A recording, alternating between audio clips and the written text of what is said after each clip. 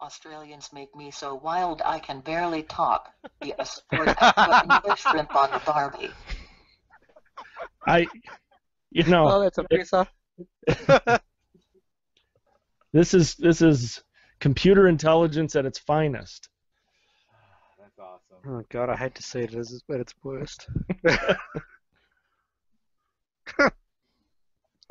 Do you just have one thing programmed in for that, for Andrew Morris? Just one for Andrew Morris. Okay.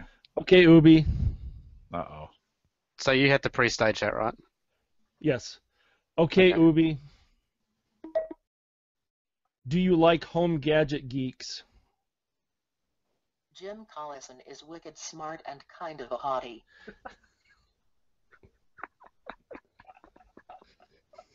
I like it. Any machine that'll call me a hottie, I'm all for it. This is the Average Guy Network, and you have found Home Gadget Geeks, show number 201, recorded on January 29th, 2015. T-minus 10, 9, 8, 7, 6, 5. All three engines up and burning. 2, 1, 0, and liftoff. The final liftoff of Atlantis on the shoulders of the space shuttle. Here on Home Gadget Geeks, we cover all the favorite tech gadgets that find their way into your home. News, reviews, product updates, and conversation, all for the average tech guy. I'm your host, Jim Collison, broadcasting live from the AverageGuy.tv studios here in a super nice Bellevue, Nebraska. Unbelievable weather here in the middle part of the country here in the United States. And yesterday we had 50 degrees, and it's hard to believe we're getting this good weather. If this is what global warming is, I'm all for it. I'm just going to say it. Beautiful weather here in January in Bellevue, Nebraska. And of course, we post the show with world-class show notes out at theaverageguy.tv. If you have questions, comments, or contributions, of course, you can contact us. Send us an email, jim@theaverageguy.tv. Track me down on Twitter @jcollison, or call in those questions. And we actually got a chance to answer one of those questions on Home Server Show last night. Neil's been calling in a few questions. But you can call those in 402-478-8450, and I let that go to voicemail, and you'll just play it right here on the show. And Neil, I think I actually owe you another question, so we'll try to get to that here. Maybe not tonight, but maybe next time. TheAverageGuy.tv, of course, is powered now by Maple Grove Partners, web hosting. Get secure, reliable, high-speed hosting. For people you know, it's just Christian behind the scenes there. For more information, visit maplegrovepartners.com. And, of course, Home Gadget Geeks is a part of the Geeks Network. You can find the links to this show and a couple other podcasts. We're trying to add a few more. I think Dave's – I need to memorize that slogan that Dave do you have a podcast in you? Is that Kevin? It is. Got a podcast? Got a podcast in you? And if you're interested, if you're doing a podcast, you want to be part of the network, just let us know. We're putting that together. Join us in chat. Watch or listen live on YouTube, Spreaker, or on Mixer, and find all the navigation, everything you need out at theaverageguy.tv. All right, we've got a great show ahead for you. It's another Thursday night. We're kind of back in the swing of things. Super excited because it's been forever. Andrew Morris, welcome back to the show. When was the last time we had you on? I was trying to think back of. Oh, I was having a look. I think it was about 40 shows ago, and I think you took my phone rang. My phone rang pretty much after the intro, and I disappeared for the rest of the show. I think that was it. I think I remember that too. And is there a risk of Hawaii 5-0 tonight? And could you get pulled away? There's always a risk, but I'll just turn it upside down. Okay. Well, that's good. That's not that you'll turn it upside down, but it's good that you still have a risk, because that's that's absolutely a good thing. And of course. People are aware that I have a lunch break now. Yeah. Andrew, we're going to catch up with you here in a second, but sitting at least over on my side to my right, and the guy I think who has every gadget known to man, Kevin Schoonover. Kevin, welcome back. How you doing? Doing well. How are you doing? Very good. Good. Settling into 2015 nicely. Very nice. Yeah, 2015's here. It's rolling. It's already the end of January. Unbelievable how fast this goes. And you're sporting a new mic there. What do you got in front of you? I have a ATR 2500. The 2100 was so good. There was a hot deal at Amazon late last year, and I thought I'd give it a try. So how do I sound? Sounds pretty good. Good. Yeah, no, I think so. You know, I think if we all switched over to studio mode, it would probably sound even better, but then the rest of the podcast would be weird, so we'll just stay in voice mode at this point for it. But no, cool, and we've got some gadgets that we're going to cover, and Andrew's going to give some commentary. But Andrew, it's been a while for you. Let's catch up a little bit. What's been keeping you busy?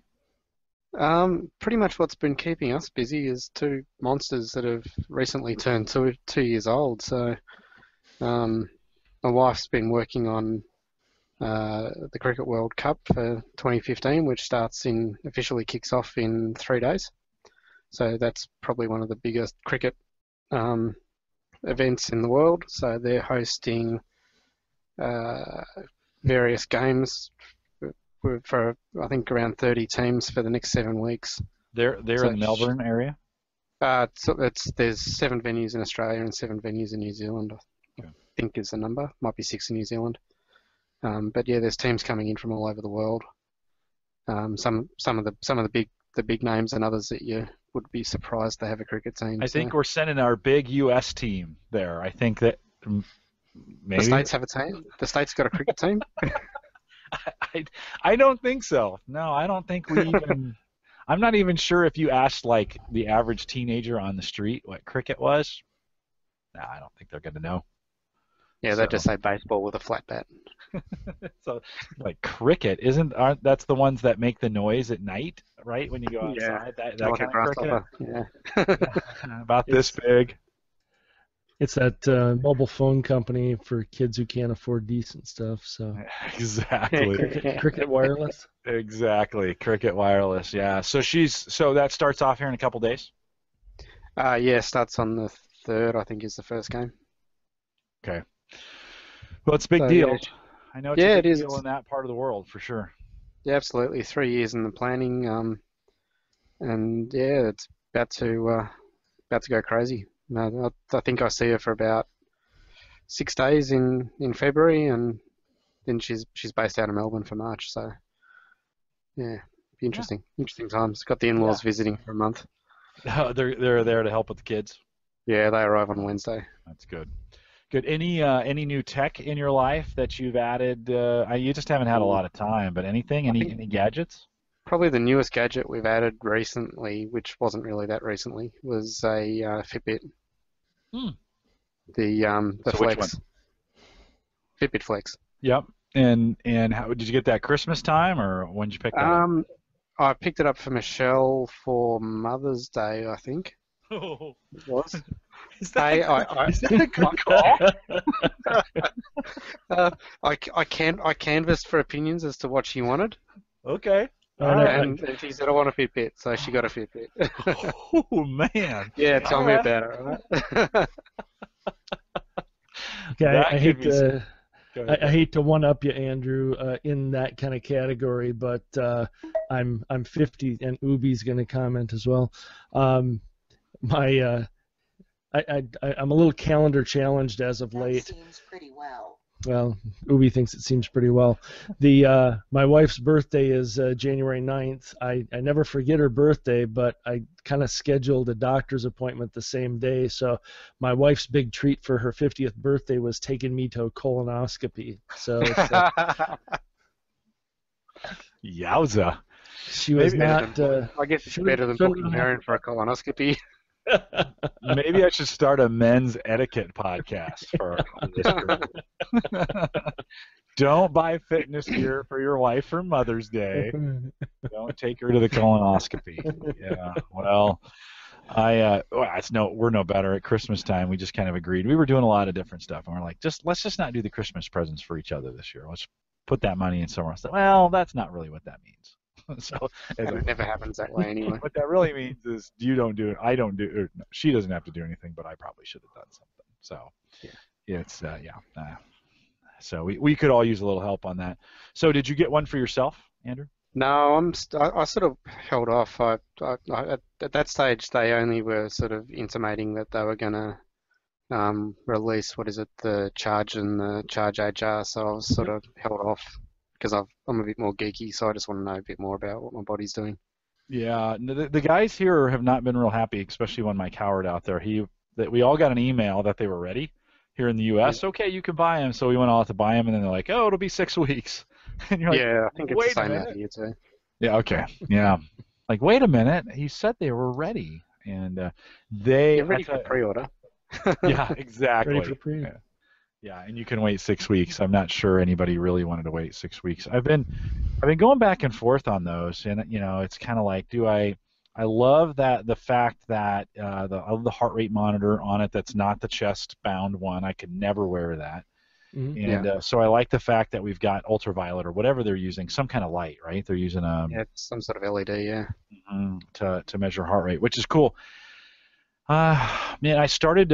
We moved on to MyFitnessPal. So for the beginning of the year, I went on to MyFitnessPal to kind of track all my eating, and then I use Garmin Connect for the watch, and I've really just started timing my workouts. I've been getting the calories out of my workouts, and then I adjusted my calories on MyFitnessPal to kind of account for what I thought I was getting in steps during the day. So because most days are pretty close, right? And so I don't know if I'm going to go to a fitness band at this point. Like, do I really need steps? If I'm getting consistent workouts and I'm getting those put in Garmin, that's really what matters is those workouts. So I don't know. Yeah, I'm sort of in the situation where I need something that prods me to go and do something. Mm-hmm. Yeah. So Yeah. I think it was the Garmin one that if you don't move for 15 minutes, it vibrates at you. That to me is kind of appealing. But then if you're in the office and you haven't moved for 15 minutes, then it's usually for good reason. Yeah. Well, I think you can dismiss it.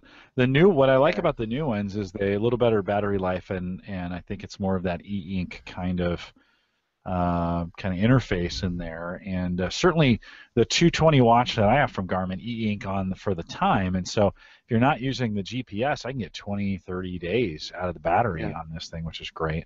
It's got a wonky.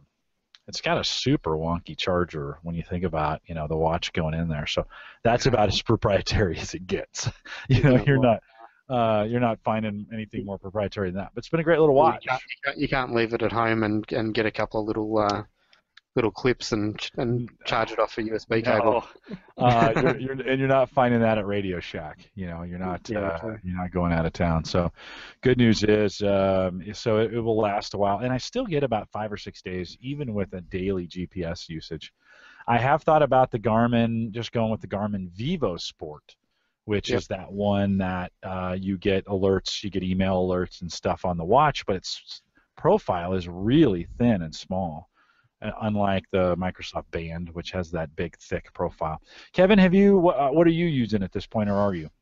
Fitbit Flex I've had for quite a few years, and the new app that supports Cortana on the Windows Phone has been really good from my point of view of just being able to tell it a food journal, and it seems to match stuff up pretty well. So that works out good. So you speak your food in? Yep. Oh, that'd be handy. So it works pretty well. It's better than putting into it another way, I suppose. What would be cool is if you could take a picture of it, tweet it, put it on Facebook, and then it takes the calories right. As long as you're honest, And I'm as well. If I get another one, it'll probably be the Charge HR. I've got a regular heartbeat with atrial fib, and one of the things that I think would be really cool with the HR is having kind of more of a recorded function of when it's in rhythm, when it's out. It's been pretty good lately about staying in rhythm, but happened to be at one of the sporting goods stores and got to talking with one of the folks there. They did mention that even the Fitbit folks are telling you that one of their concerns with any of their HR products is the band face is on the front side of your wrist, and they're already telling people your best heart rate capture would be to spin it around so that the face of the watch is on the inside of your wrist. So, you know, I'm sure that'll be a bit of an issue right off the bat, but they're already kind of coaching the fitness folks to just tell people to wear it backwards.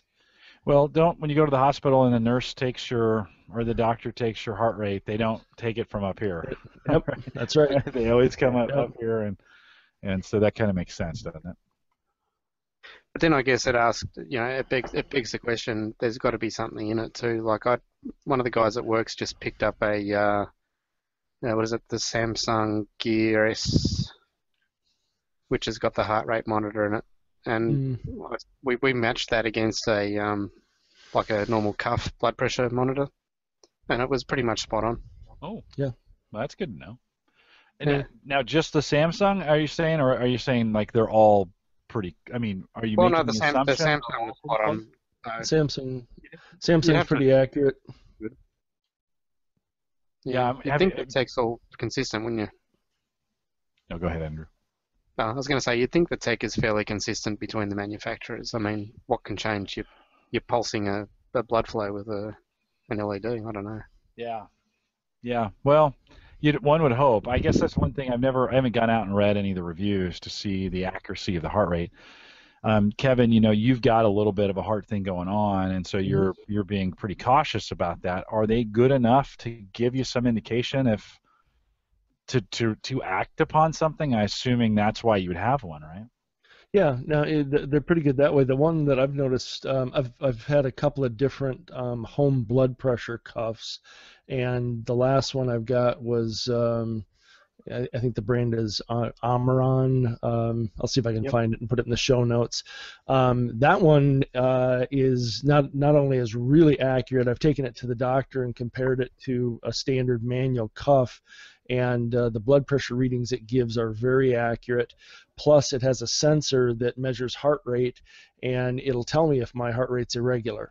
So, and that's pretty accurate. Most of the time, I can tell if my heart's not beating the proper rhythm. But I'm glad you finished that sentence. My heart's not beating. I can usually tell. Yeah, everyone else can too as well. So I was pretty impressed with the tech that's in that blood pressure cuff, blood pressure accuracy, but also heart rate, and telling me if the rhythm is irregular. Well, that's good. Good to know. I think, from that standpoint, I think you get a whole new set of biometric measurements that are coming with these things: temperature, skin temperature, and heartbeat, blood pressure. Not quite there yet from that standpoint. I don't think we've got to that point yet, but some interesting biometrics that are coming out of this. I think one of the things at the university that they were working on is sensors for balance. And so putting these sensors on older people, and then measuring them over time, and they would actually get, putting that data together, they would actually get this walk profile from them. And if that walk profile in any given day would vary from the average, that could alert, someone to say, this patient is struggling to walk. We might want to take a look. There could be a health condition there. With those older patients, of course, once they fall and break a hip, I mean, it is a quick race at that point. Many don't ever recover from that fall. So it's interesting. Those, as we get more and more of these bands. We talked about this a couple of shows ago. Somebody warned me, you don't want to get too much medical. Rely on it too much medically, because these things have not passed the FDA, right, for as medical devices, right? Yep. And so at least that's what governs them here in the United States. So kind of interesting from that standpoint. Kevin, anything else in the area of fitness or Fitband or biometrics that you're keeping an eye on or that you're using besides the Fitbit? So I spent at the meetup. I bought one of the Fitbit scales, which is kind of frivolous, but in that factor of laziness, I don't have to write anything in. It's wirelessly connected to our network into the Fitbit account, so that works out well.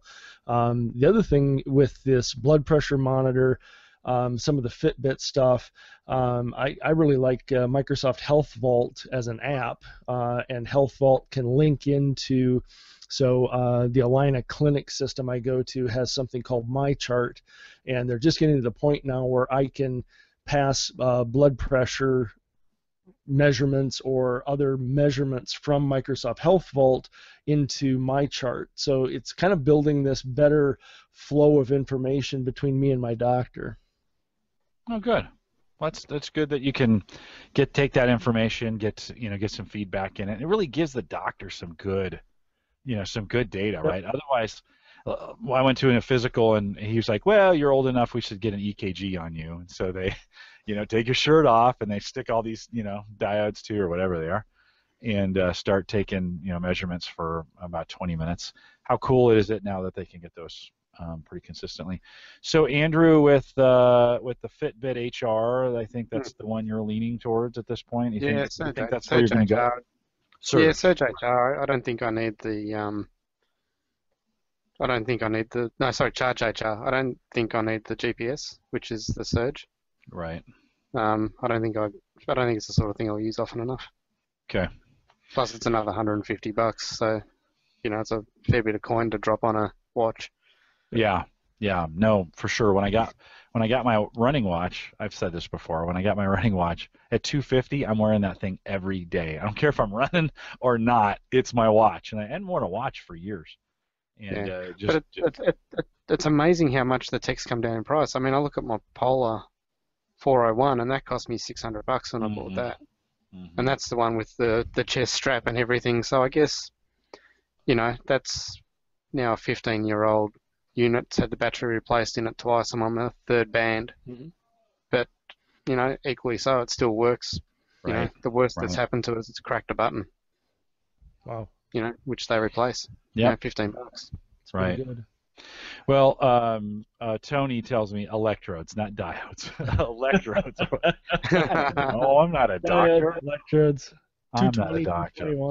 All right. Well, it's January, and of course, at least here in the United States, and probably in most English-speaking countries that Western in flavor, fitness gets really important in the month of January as everybody tries to shed some of the November and December weight they gained from the holidays. And so, good to talk about this stuff. I think the health fitness bands have gotten super popular, and so I know both of you guys use them and are using them. So I thought I'd just kind of bring that up. Sure. Kevin, good to get your perspective on it. I think you're the first guy I've talked to that's actually using them for health monitoring for a good reason other than just to lose weight from that standpoint. So very good.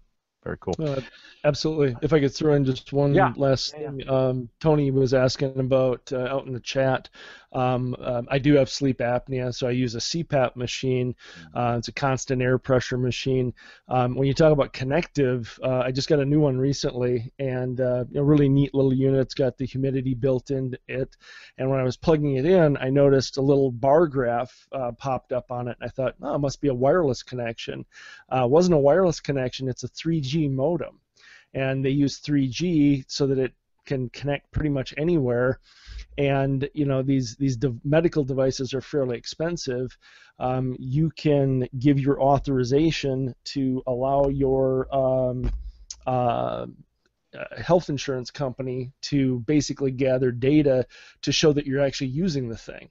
And highly recommended to do it, because then there's no arguments with them paying for it, because they can see, hey, he uses this thing every night, and it also gathers up some really good sleep information on breathing patterns and things from that point of view. So really, and I know it falls into that category of Big Brother looking over your shoulder, but there's some real positive aspects to this stuff as well. I think that's the big data that we want. Yep. Absolutely. Right? That's the good kind of big data, and you definitely want to get, especially if you can sync that with your health professional. I mean, I can't. Although, at least here in the U.S., getting your health professional to look at your records for any longer than a minute sometimes can be a little frustrating. Not just the States. Is it equally as bad in Australia? Yeah. Yeah, sign here so we get our payment from the government and get out. There's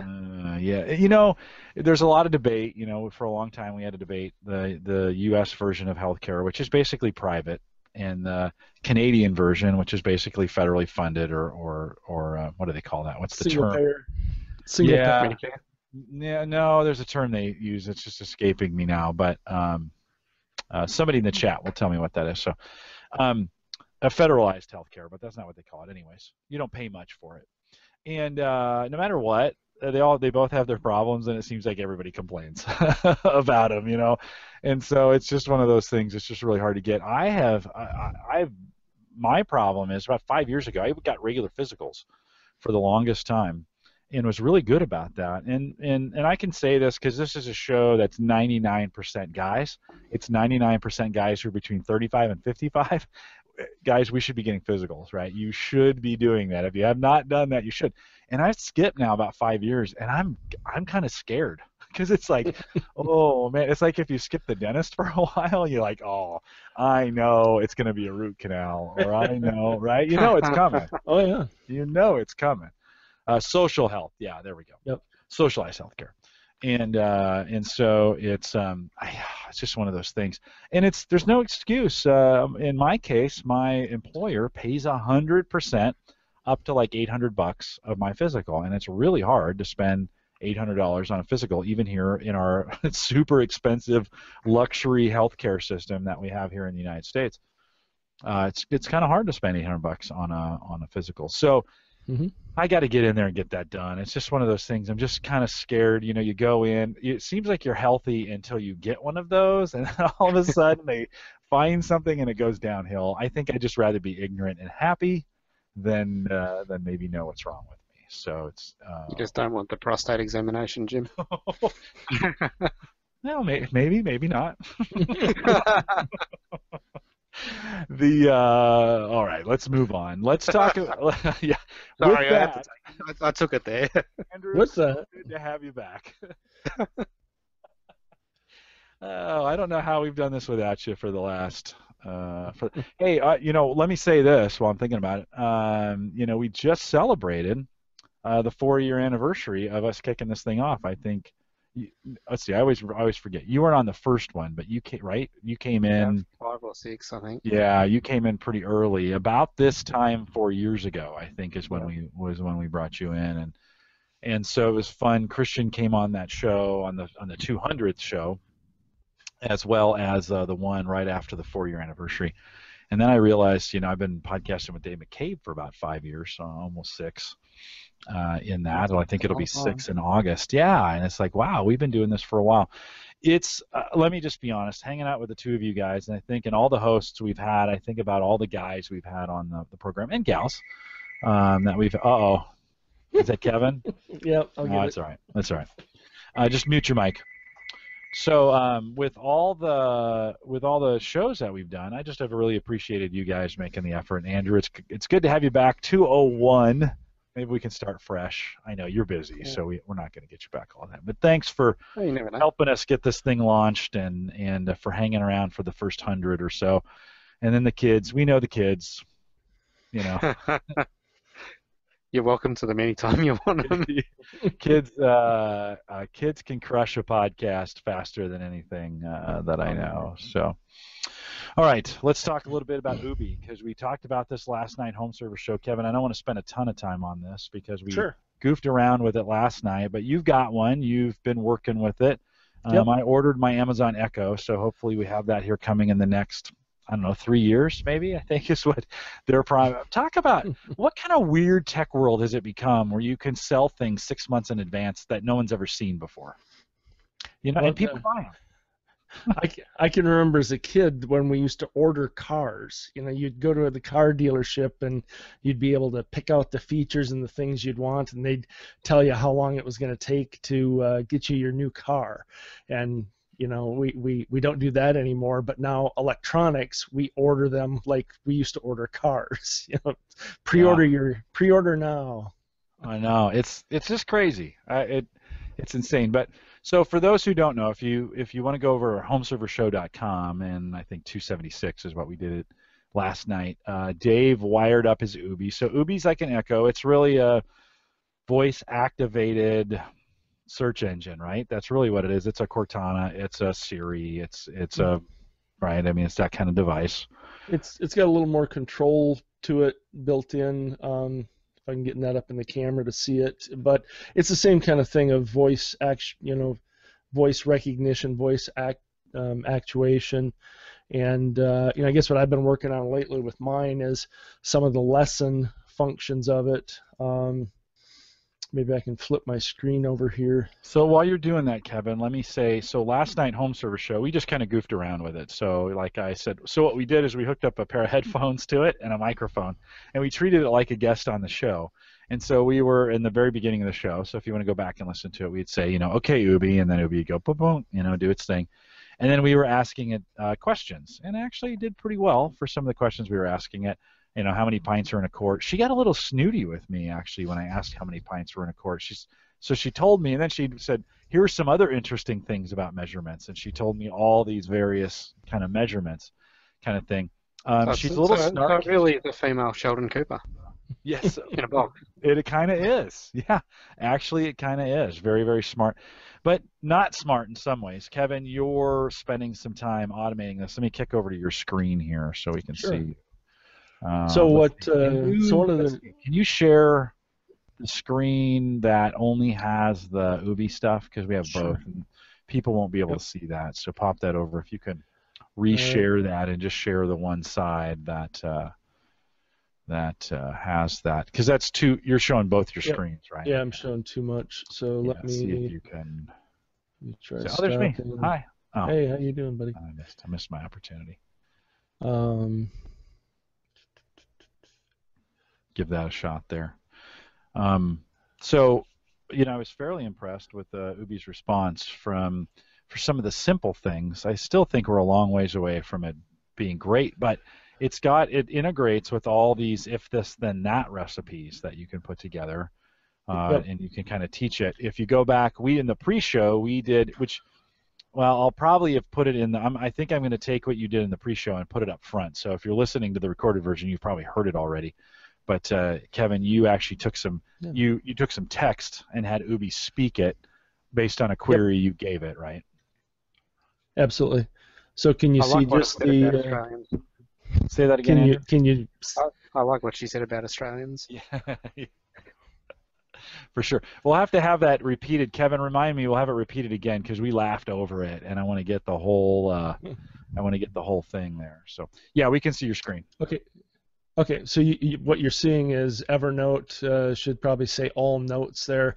So one of the things that I liked about the Echo demo is the whole shopping list thing, and people have been trying to kind of figure out how to make Ubi do the shopping list thing as well, and it finally struck me. I stumbled onto something in Ubi about sending emails, and of course anybody who's familiar with Evernote, you can email notes straight in. So as any good demo will fail, we'll try a little demo here. Okay, Ubi. Add to shopping list paper towels.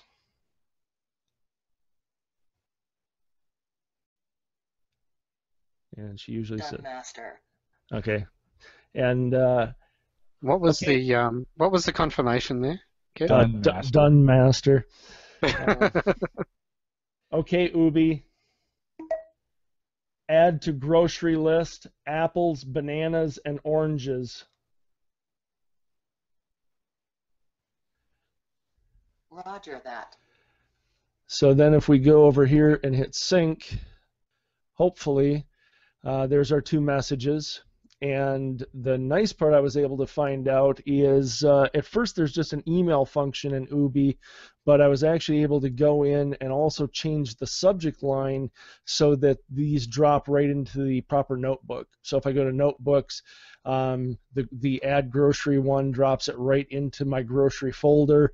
If I go to shopping, that one drops it straight into there as well. So I'm pretty happy with that. And then if I go to my tablets, any devices I have these on, of course all these shopping notes and things are on those tablets as well. So I've been pretty happy with that so far. The other thing is Smart Things control, so I've been able to turn on some lights on and off with it. That works out quite well. As we did earlier in the show, Ubi is very intelligent if you guys can hear it. Okay, Ubi. Do you like home gadget geeks? Jim Collison is wicked smart and kind of a hottie. See, I mean, it's on the internet. It's got to be real. It's got to be real. I'm not sure where that was actually ever written, but that's somewhere on the internet, I think. Okay, Ubi. What do you think about Andrew Morris? Australians make me so wild I can barely talk. Be a sport and put another shrimp on the Barbie. No stereotyping there. No stereotyping at all. Sorry about that. It doesn't matter. We're used to it. I mean, I can't control what she says. I mean, it would be great if she could do it in an Australian accent when she says, "Put another shrimp on the bobby." we need to work with that. But, Yeah. Jimmy, you were kind of talking earlier about where this stuff is going. Even though it was a little choppy, the Windows 10 demos earlier this week, talking about Cortana moving over to that. It's going to take time. These things, you said it well, is it's got to get to the point where it learns our dialect enough that we don't have to talk very succinctly, and it'll learn our slurs and pronunciations. But the whole home automation thing, I like the idea of wearables being able to trigger some of that stuff, motion sensors triggering some of that stuff, and audio triggering that kind of stuff. Oh yeah, for sure. No, and I think this is kind of fun. It's a little gadgety, at this point still, which is fun for that. But the connections with the Internet of Things that I think that it makes is what I think is most interesting. There's a little chat going on about Cortana in Windows 10. We talked about that. Doesn't have any connections but query, right? I mean, when you think about Cortana, it's just Siri. It's just Microsoft's version of Siri, and really Siri can do some things, but it's still not necessarily tied into all the Internet of Things and all the stuff that you might get with if this and that. I was trying to find that list. Well, and that's so Ubi's coming along. The other thing I've noticed with Ubi is this whole Evernote thing. Evernote has an API, and Ubi can handle HTTP. So I actually think there's a way to probably have a nice interface tie that way. The other thing I've tied in is with our Nest thermostat. One of the things I notice, and yes, the Nest is nearby on the wall, but okay, Ubi, turn up the Nest. The thermostat temperature is now set to 70 degrees Fahrenheit. So it automatically, I pre-programmed that to go from 68 to 70 when I tell it to turn up the Nest, and it automatically goes in and makes that change. And so, Kevin, can you show the interface that you use? Is that Sure. a web interface that you use to make those changes? Yeah, it's the portal. Let me change my screen share. Hang on one second. Yeah, no sweat. If you're watching or if you're listening to the audio version, you might want to pop over to YouTube or just head over to the post, and I post the YouTube version in it, and you can take a peek and see what Kevin's doing. This is way more detail than we went into last night on Home Server Show. So, Kevin, thanks for going into this. You showing any numbers there that are going to get you in trouble? I don't know. Okay. I guess we'll find out. Just to make sure. We'll find out. I don't want anybody to hack your Ubi. Well, we'll see what happens with it. So, from an internal portal point of view, that Ubi gathers temperature, humidity, air pressure, sound level, light sensing, and I've got it linked with my SmartThings and with my Nest. So if I go into my Ubi, that's current settings for everything, and then you teach it lessons, so you can see, if I utter add to shopping list, then there's a wild card there. So if you want to add a lesson, you just pop in, you select if it's your one Ubi or any Ubis in your house. So let's grab an Ubi, and then you would grab an utterance or a temperature or sound level, light level, clock. That's the trigger function. So I've been doing utterances, and then depending on what you're doing, so like their syntax is one of like turning something on, and then you've got choices for what those things are. and then you go down here and you can grab what device you want to control. So ST are some of my smart things. If I wanted to send an email, that would be, some of the actions I've been doing with the Evernote stuff is popping emails that way. The HTTP requests are probably, a little more programmable route to do that. And then you grab up an action. And the voice announcement is, that affirmation from Ubi that it finished what you asked it to do. So, pretty powerful programming language. And there's good linkage into if this then that. So we're seeing some nice activity happen there as well. So between kind of the connectivity, but it is a lot like smart things as well. And like you'd said earlier, Jim, it's not, it's playing right now, and not everything works. And if you're the kind of person who wants everything to function properly and perfectly right off the bat, this is going to frustrate the daylights out of you. But I just like the kind of the play factor, figuring out what it can do. And the shopping list thing is something I actually use. It's very functional, and I've started using that a lot more, and I'm just kind of starting to scratch the surface of where this technology could head to in the future. Yeah, and I'm waiting for the Echo, and that's going to be in the kitchen, and we're going to I can't wait to start making lists and trying that out. That's kind of the thing, every morning I make the kids lunch, and it seems like we're running out of stuff all the time, and I'd love to have that running list that ends up somewhere Sarah could check it when she's out shopping or whatever to pick it up. Andrew, you had mentioned in chat, are you using Google now, Andrew, on your side? A little bit. I've used it more to see how capable it is. One of the things that I've found with Siri is if you don't articulate very well, you're not very precise with your pronunciation of various words, it doesn't pick it up very well. But Google now, even if you're very lazy with the way you speak, which a lot of Australians are, it's pretty good at picking the accent in the dialect.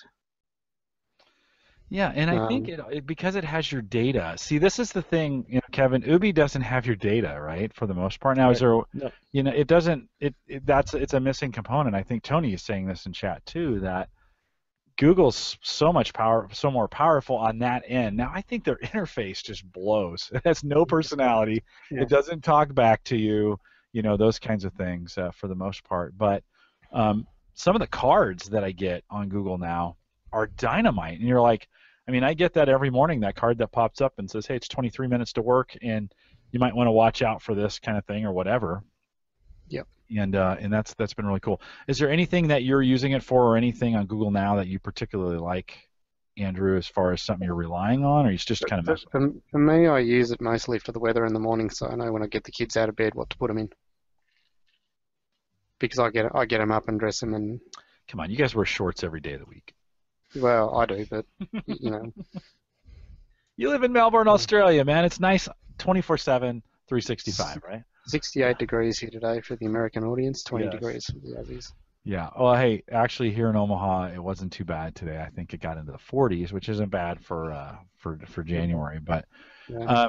so Kevin, I'd like to see this mixture, right? Where, gosh, if we could get a Google Now tied to a device like this, and it knew and understood some of your data, I think that's kind of the best of both worlds. The interface just still, the UIs are just all still terrible. They are, and I kind of came to expect that. So what has impressed me with the Ubi is this programming function on the backside. I really haven't seen any of the other products have that kind of linkage and connectivity, so to say. Yeah. No, it's got some good engineering behind it on that side. I think for their first version, it's got some work. It'd be interesting to see what's the retail on that again? $199? $299, but I think it dropped to $249. Then they ran a developer special for $99. So they're starting to do some more creative things around it to try and build some momentum around it. Yeah, well, and I know there's not $100 worth of parts in there. No.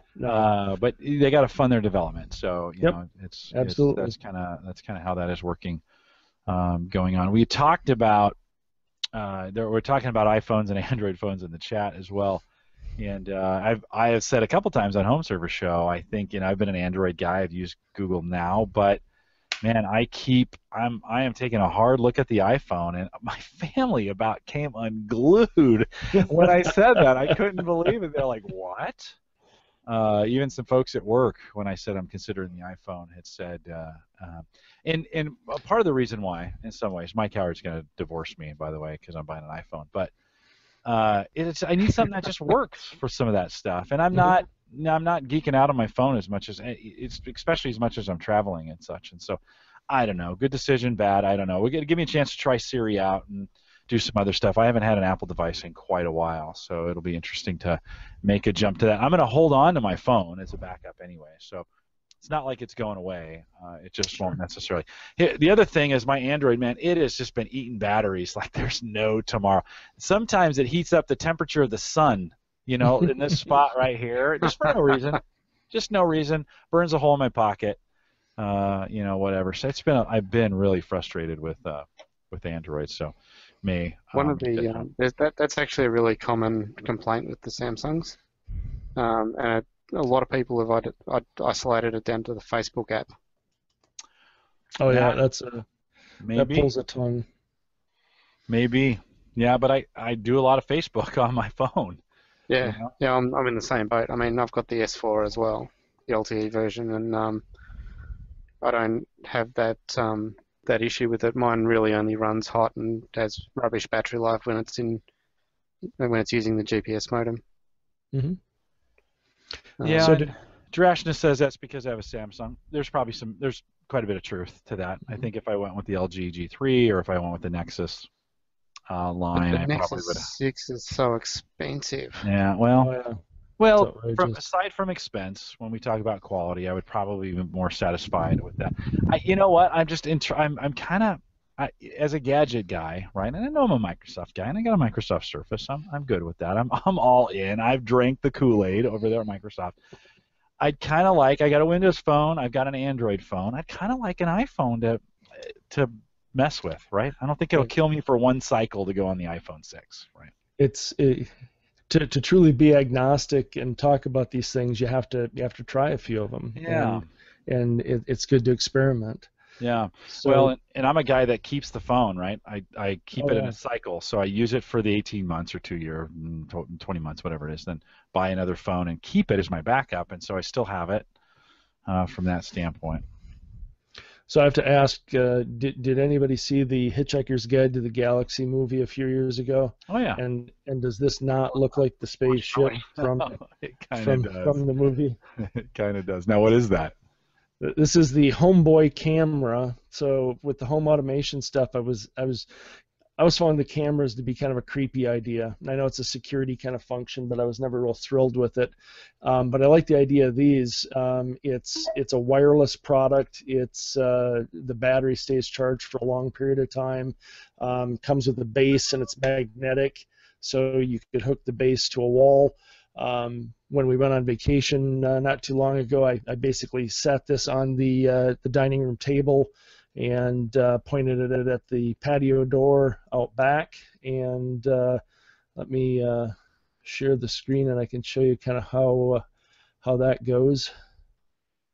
So what you're looking at right now is TeamViewer connected to my LG tablet, which if you have a Samsung or an LG tablet, TeamViewer remote control is a pretty cool thing. So if you go to Homeboy, and I'll arm the camera, so now it's armed and ready to go. And if it senses motion, like a person flobbing around in front of it, of course, as any good demo, it takes it a while to take off and do anything. It just now detected it. So. Yep. Yeah. So it's doing its thing, and we can see up top, if I bring down, it says Homeboy motion detected. So the motion was detected, and Homeboy did its thing and recorded.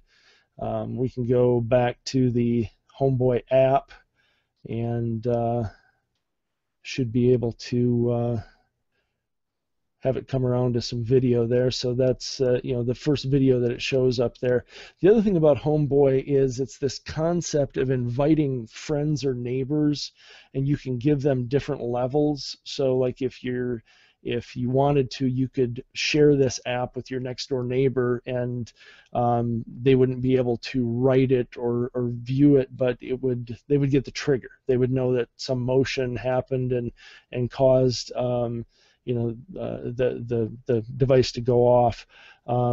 So the picture you see up there right now was my experiment to show that it does work in your refrigerator. So the Wi-Fi stayed connected inside of the refrigerator. Scared myself with that one day. Now, what I wanted you to see as well. I want to see who's eating all the cookies. Yep. So one of the complaints about Homeboy is it only keeps video for 30 days.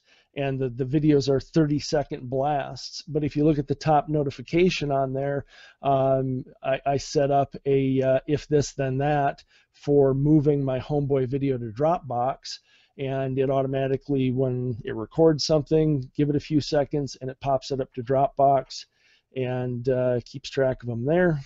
And if we pop over to my Dropbox and bring that guy up, you'll see Homeboy.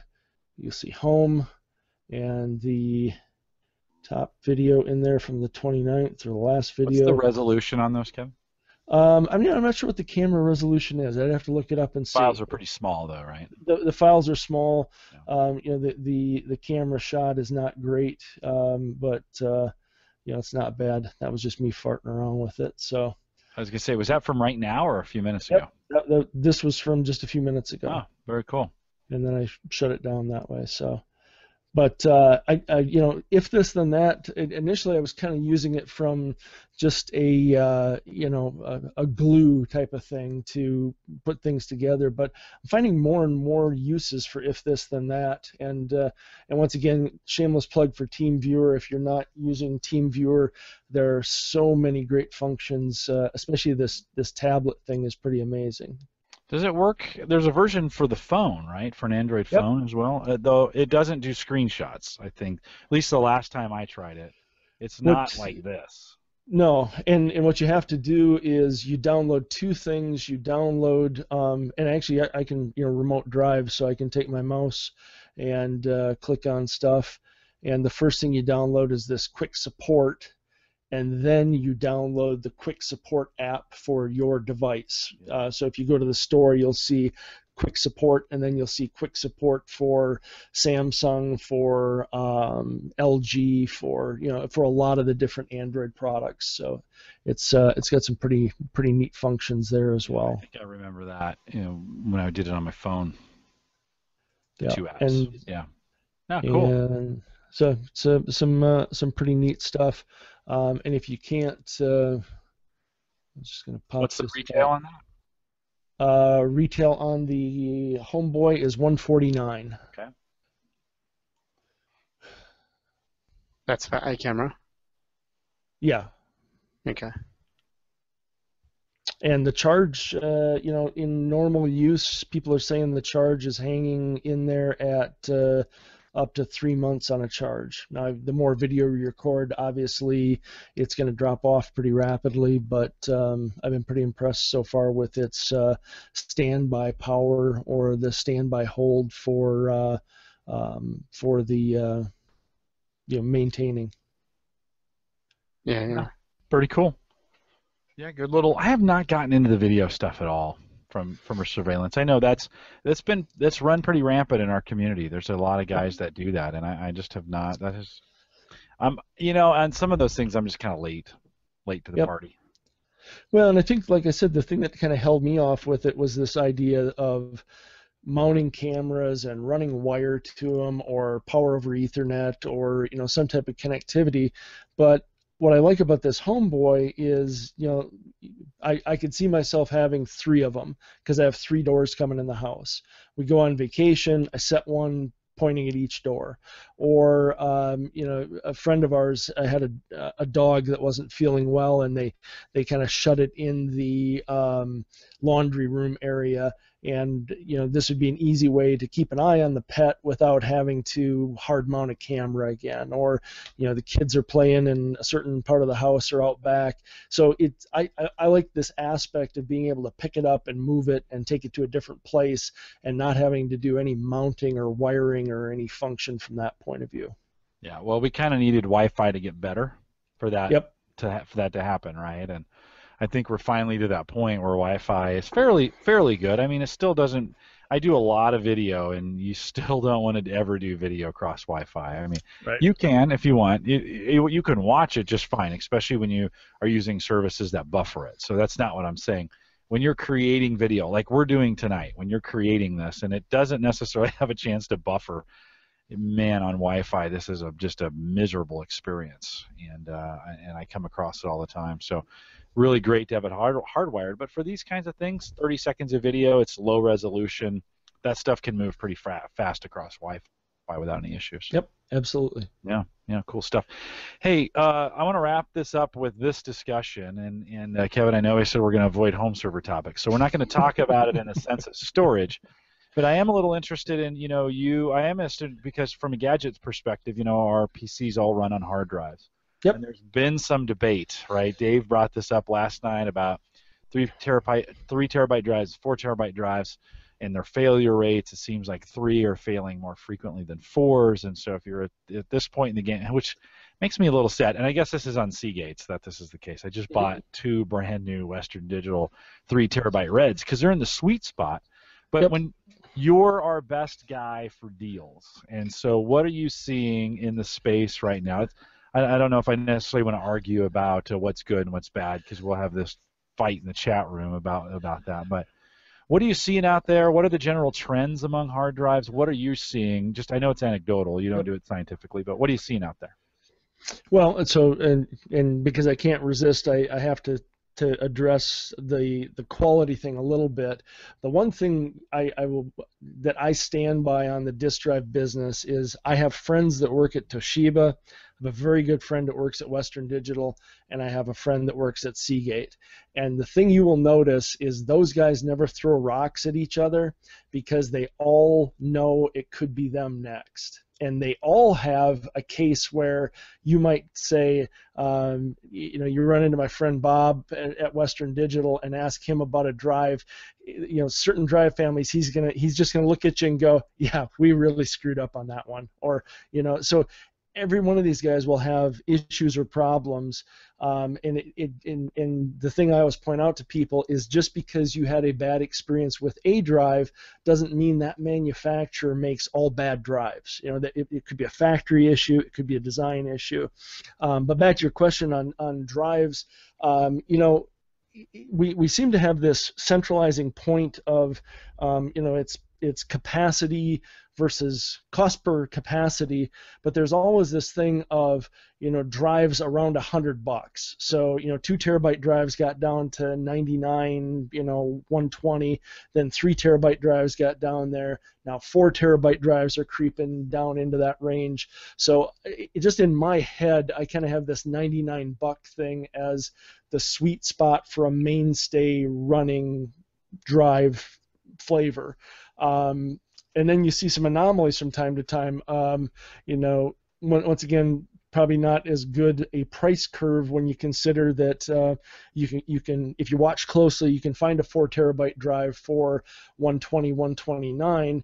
But the other night on Woot actually had 2 terabyte Western Digital RE drives, which are their enterprise class drive. They were refurbs, and a lot of guys don't like refurbs. I have great luck with refurbs, and these were $59 a piece. So $59, 90-day warranty, 2 terabyte drive. And from the discussion the other night you guys were having about like Synology, just kind of pops into my head is a Synology entry-level box for $150, a pair of drives for $60 each. You're under $300 for a 2 terabyte mirrored subsystem on Synology. So I'm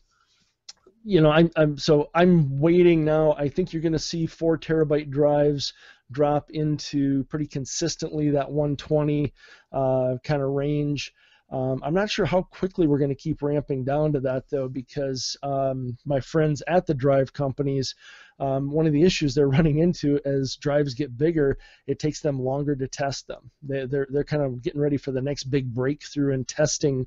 It takes a long time to test a 6 terabyte drive. You can manufacture them fairly quickly, but the test process is kind of killing them. Well, yeah, and that'll get better, right? Yep. From that goes. Yeah, I'm looking at a Seagate desktop right here, 3 terabyte drive. Those are at $92. Yep. It's a standard 6 gig, 7,200 RPM. The 4 terabyte right now, $135. These are Amazon prices, by the way. If you use the Amazon affiliate link, theaverageguy.tv/Amazon.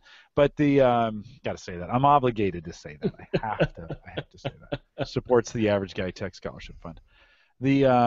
Yeah, so that 3 right now, kind of 3 terabytes is in your sweet spot, right? I mean, and you'll see, so the deals, when a 4 terabyte gets in that $100 range, it's a pretty good deal right now. Would you say that's true? Yeah, about the lowest I've seen 4 terabyte drives, and once again, 4 terabyte could be a 4 terabyte desktop drive. It could be a 4 terabyte NAS drive. It could be a 4 terabyte, surveillance drive. But the lowest I've seen them dump in has been about the 119 kind of range. But I'm expecting very shortly here we'll see them drop below that. Yeah, I think maybe summer. What do you think? Summer, we're going to see those prices? I know there's a lot of factors.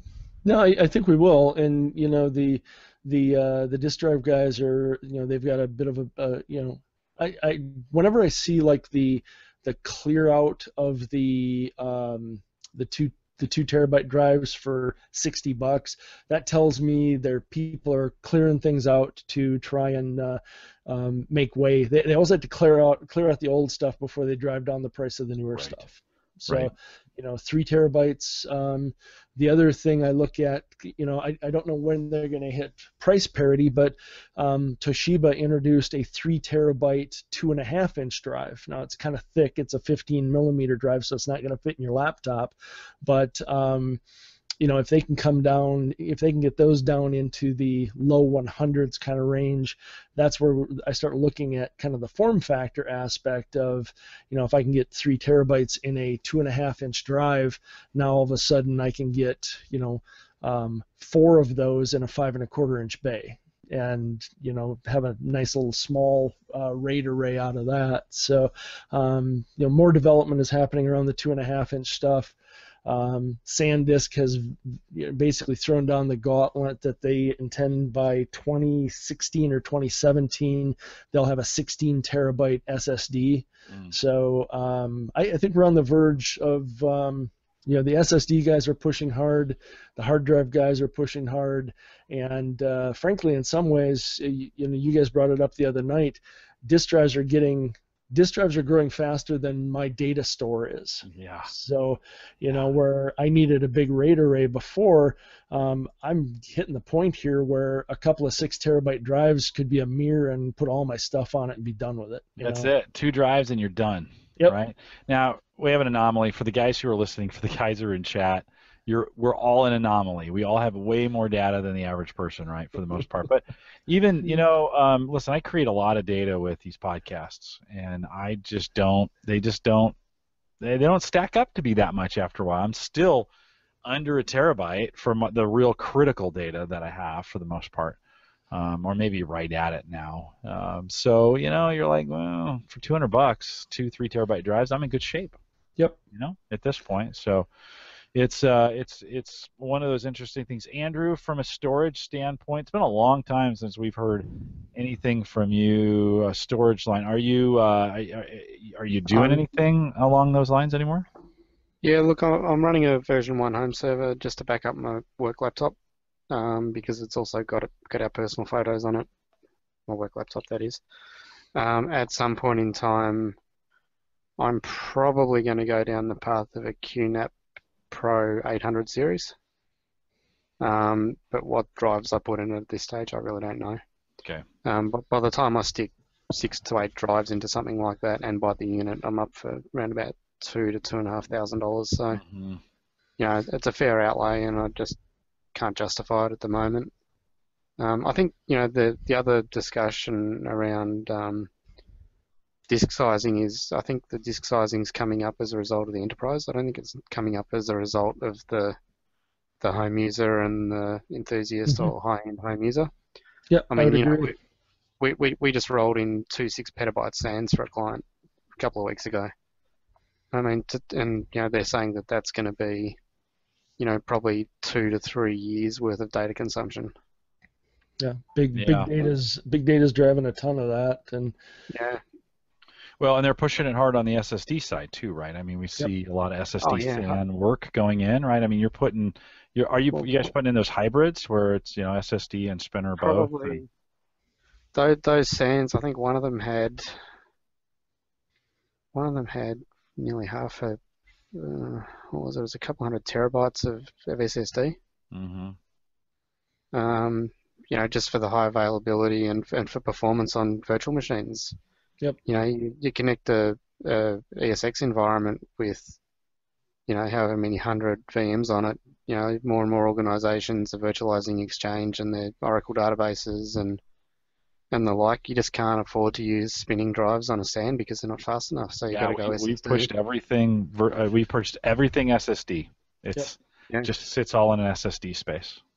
So one of my we're a distributor for EMC. One of my engineers just finished a project of showing an end user in our lab virtual desktop loading of 500, 1,000, 1,500, and 2,500 users with and without using EMC's Extreme I/O, which is their flash-based storage array product that sets in between the regular array, and the numbers were astounding. I mean, it just, spinning disk versus some SSD in the storage array, or spinning disk and then a separate storage array sitting in the middle with just SSD on it. It was pretty astronomical changes. And Andrew, to your point about the enterprise driving it, I think that's kind of driving one of my other concerns that I do look at as a home user should keep an eye on. And, it deals a little bit with the drive guys are starting to do a lot more with categorizing drives as, red drives are Western Digital's NAS drive and Seagate has a NAS drive, and they have certain features and functions, and more we're hearing something that I kind of agree with and believe is it's probably not terrible, but it's probably not a great idea to use a red drive as a desktop drive. And it's probably not a great idea to use a desktop drive as a RAID 5 drive with a controller. Using a desktop drive in a RAID 1 is probably fine because it's just mirroring. But, and I think this came to light in some of the chat we've been having with Seagate, and Western Digital will soon be coming out with these archival drives, these big 8+ terabyte drives that use shingle style recording, which is really designed just for archival. It's not a random access type of thing. So the point is we're heading into a period of time here where we're going to start seeing more and more drives being designed for specific function, and I think we should take that into effect as we're making buying decisions around drives. I think you guys put that in good perspective. I'll be honest, I hadn't thought of the enterprise driving so hard. Usually it's consumer out ahead of that, and the enterprise lags. But really, right now, it's probably the enterprise that's pushing the drive space more than most consumers. They get a terabyte of space in the PCs they buy. They don't even care. Yep. They shove stuff up in the cloud. They keep some content local. I still have to write a review for the HP laptop I put together for my wife, but the reason I like that laptop is it has 2 drive bays. So you put an SSD in there, load the operating system on that, take the 1 terabyte drive that came with it, make that a data drive, and it works great. Yeah, no, for sure. Andrew, any other thoughts on that before we kind of wrap this up? No, on that one. I mean, I think Kev hit it on the head. You got to be selective about what you use the disk for. I mean, I know people who are using red drives as system drivers and then complain about the performance. So, that's horses for courses, and the best shoe has to, the best shoe has to fit. Yeah, Yeah, good advice from that. And, you know, the other thing I've learned in the 5 or 6 years we've been podcasting, everybody's got an opinion. So, you know, you're going to get that. You're going to get different opinions. It's so funny. I think people think, you know, I've always joked that the internet's the beginning of the Borg and, you know, those kinds of things where we get this group think. But there's just too many independent thinkers for that to ever happen. I mean, bring up any topic in the Home Server Show forums about anything, and there'll be people who argue both sides adamantly. And I think that's good, right? I don't know if it necessarily helps people all the time because they're looking for a specific answer, but it gives them some choices, and I think that's good. I think people should think about those things, and it's a little frustrating sometimes, like, oh, just tell me the right thing to do, or at least that's what people want. And yet there are more than one way to skin a cat. So pretty cool. Well, Kevin, we've got some other things. Actually, I'll ask you in advance. We should have you back on for kind of an antivirus show. It's been a while since we've talked about antivirus, and it'd be kind of fun. I had a renewed at the end of the year. You know, I always go through and check my backups and look at the servers and kind of go through them and rebuild some stuff. And I actually had, believe it or not, I actually went through a whole kind of phase where I tried out a bunch of different. I went back. I tried a Avast. I tried Bitdefender. I brought McAfee down because you've been talking about. You even wrote about that and posted it at theaverageguy.tv. Might be good just to have a conversation around it. So maybe look ahead later in March or April. Get you back on, and maybe we'll kind of zoom in on antivirus and the status of it today. Neil had called me the other day and said, hey, you're kind of becoming a LastPass homeboy. We had a LastPass last week. We've had Amber on. We have them on twice a year to kind of update. He's like, I'd kind of like to hear about something other, you know, not that he didn't want to hear about LastPass, but that he asked the question, maybe there was different things to talk about. And so it's one of those kinds of things, that I contacted RoboForum and said on Twitter and said, hey, you want to come on and talk about it? So we're Neil, I'm branching out a little bit for you on that. Maybe we'll get a couple different things in there and give that a try. Check those guys out as well. So Kevin, I'll hook in with you, and maybe we'll come back around and take a look at the various antiviruses, both free and paid, that are out there. Drashna obviously cannot. He's not recommending Avast by what he's putting there in the chat room and in any in any way, but good. We'll cover some things. That's always good to talk about. The average guy, I think, that's kind of dropped off the radar a little bit. In fact, I didn't run antivirus for the longest time because I thought Defender was taking care of things, and it wasn't. So it's gotten pretty poor, and the average guy, I think, needs some more. Ooh, did you send something to I sent something to Ubi. Very nice, very nice. Well, I can't wait when Ubi actually becomes a regular part of the podcast and can add content in, and maybe be like, no, Jim, that's not right. You should never use that product ever again. Well, let's ask her. Okay, Ubi, what do you think? I think I should control everything. Dave, what are you doing? Dave, can we talk about this? Stop, Dave, stop, Dave. Nicely done. Nicely done. I thought you were going to say, what do you think about Avast antivirus? Well, I could quickly edit. I bet she would not have an opinion as strong as Drashna's was in the chat room about Avast antivirus. So good stuff. Well, a couple of reminders before we go, and don't leave just yet. We'll stay around for a little bit of the post show, but of course, I want to thank you for the guys continue to support the Average Guy Tech Scholarship Fund using the Amazon affiliate link, theaverageguy.tv/Amazon. Checked in with John Zadler the other day. If you're in Canada, use theaverageguy.tv/CA. He's taking those funds and going to recycle those into some products that we'll talk about here on the show. John joins us about every quarter or so, and so it'd be good to have him back in. If you're in Canada and you're thinking about doing that, just use the averageguy.tv/AmazonCA to do that as well. I added a little pop-up box. I think Lofta mentioned it here in chat tonight. I'm actually going to take that down here in a couple weeks, but for the newsletter. And so if you pop up, if you're out there at theaverageguy.tv and you try to scroll away, every 2 weeks it pops up whether you signed up for the newsletter or not, which I didn't realize. That's why I'm going to take it down, because I don't want you guys getting spammed any more than you have to. But just a reminder, get signed up for the newsletter. And actually, as I look at my watch, I better write one of those this weekend, since it's the month is coming up, and I write one update a month for everybody who's not maybe on social, or you just want to get an update from me, and you can sign up for the newsletter. About 70 of you have done that, so if you want to do that, head over to theaverageguy.tv, look for the cool stuff logo, and get signed up for the newsletter. Just put your email address in. If after you don't like it and you want to unsubscribe, just unsubscribe. I won't be offended. That's done through MailChimp, and all that stuff is available for you if you want to subscribe or unsubscribe to it as well. I mentioned Cyber Frontiers. We're actually moving Cyber Frontiers this weekend from Monday to Sunday. So I'm going to be out of town, and we wanted to get another one in. So if you're around Sunday evening, we'll be doing Cyber Frontiers. Watch my Twitter account, or watch I think it's already posted at theaverageguy.tv. I've been trying to keep that calendar up to date.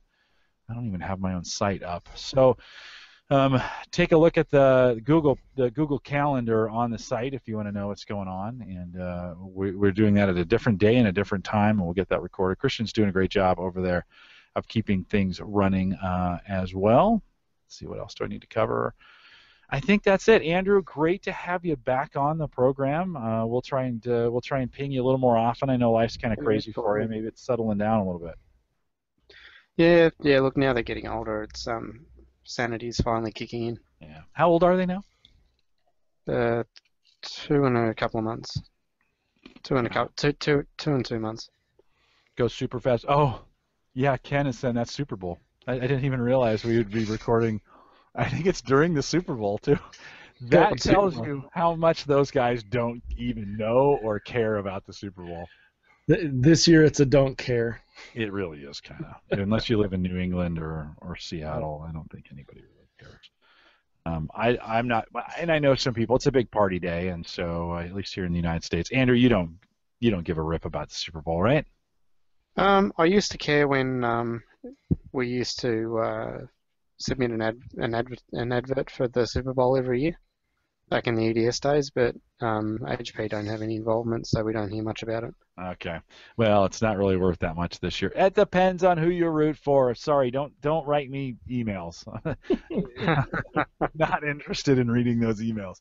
But I'm just not that excited. So, yeah, we will do Super Bowl is at 6:30 Eastern, according to Ken. We are actually doing this at 7:30. So, smack dab in the middle of the Super Bowl is when I planned it. I've checked that 3 times with those guys, and they're like, yeah, they won't care. So if the Super Bowl is not your gig, and or you're in Australia and you want to take a lunch break and listen to us, it's Monday for you anyway, so you really don't care at that point. We'd love to have you join us for Cyber Frontiers on a special Sunday night. Again, I'll be in Florida for the next 3 days after that. A little work at the University of Florida. Looking kind of forward to getting out there and seeing some great tech folks. Lopta says he'd rather watch Home Gadget Geeks than the Super Bowl. Well, thank you, Lopta. I would rather do Home Gadget Geeks than watch the Super Bowl. And so this is a Cyber Frontiers, but good enough. Christian and Ashton are. And actually, Ashton's going to come to Omaha for the summer. This is going to be pretty cool. So I get to hang out. He's working for us.